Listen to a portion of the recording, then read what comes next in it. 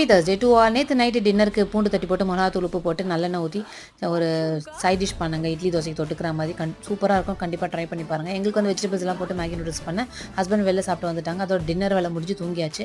காலையில் எழுந்த உடனே என்ன பேக் பண்ணுறது பாப்பாக்கு. பாப்பா சப்பாத்தி கேட்டால் நான் பூரி பண்ணுறேன்னு பூரி வந்து நான் பீட்ரூட் பூரி பண்ணிட்டேங்க. வெறும் பூரி நல்லா இருக்காதுன்னு. சரி இது வந்து ஒயிட் சாஸ் கிரேவி தான் வேணும் அவளுக்கு, மஷ்ரூம் சொன்னால் அது சொன்னதுனால ஸ்பெசிஃபிக்காக அதே செஞ்சாச்சு. அவளுக்கு வந்து இன்றைக்கி பிரேக்ஃபாஸ்ட்க்கும் லஞ்சுக்கும் ஒரே தான் பூரியே தான். ஸோ அதே ஓகேன்னு சொல்லிட்டாங்க. அவளுக்கு வந்து பேக் பண்ணி எடுத்துகிட்டு போகிறதுக்கு ஜூஸ் கேட்டாங்க. கொஞ்சம் லெமன் நன்னாரி ஷர்பத் போட்டு கொடுத்தேன். வாட்டர்மெலன் கட் பண்ணி கொஞ்சம் ஸ்நாக்ஸ் வச்சுட்டு கொஞ்சம் ஜூஸ் போட்டேன் பிரேக்ஃபாஸ்ட்டுக்கு. பிரேக்ஃபாஸ்ட் சாப்பிட்டு அதெல்லாம் பேக் பண்ணி பாய் சொல்லி அவளை அமுச்சிட்டு எங்களுக்கு பார்த்தீங்கன்னா வெஜிடபிள்ஸ் எல்லாம் போட்டு ஒயிட் குருமா பண்ணேன். ஒயிட் குருமா வந்து தக்காளி அவாய்ட் பண்ணிவிட்டு தயிர் போட்டு பண்ணி பாருங்கள். கலர் சேஞ்ச் ஆகாமல் சூப்பராக இருக்கும். அதோட கீரை பொரியல் பண்ணிவிட்டு குடுகுடுன்னு பக்கத்தில் இருக்கிற கடைக்கு ஓடி போய் கொத்தவரங்காவும் மோர் மிளகா வாங்கிட்டு வறுத்தாச்சு லஞ்சுக்கு. இதான் எங்கள் வீட்டில் மெனு. உங்கள் வீட்டில் என்ன மெனுன்னு கண்டிப்பாக சொல்லுங்கள். லெமன் ஜூஸோட முடிச்சாச்சு. பாய்.